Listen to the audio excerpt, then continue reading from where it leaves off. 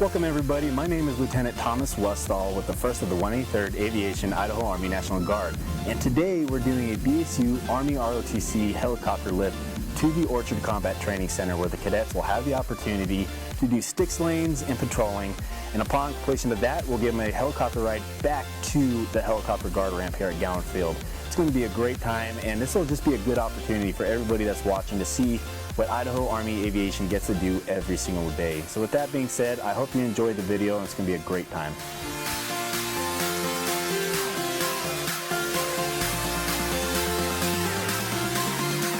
Mr. Soto, you ready for today's flight? Oh yeah. All right. Do it.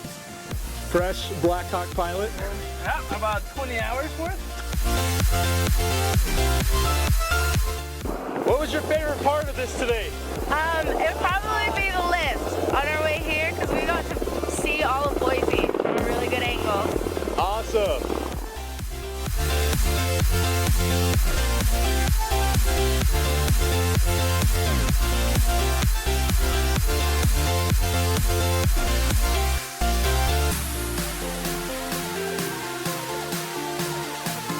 Best job of the Army. Yeah, buddy.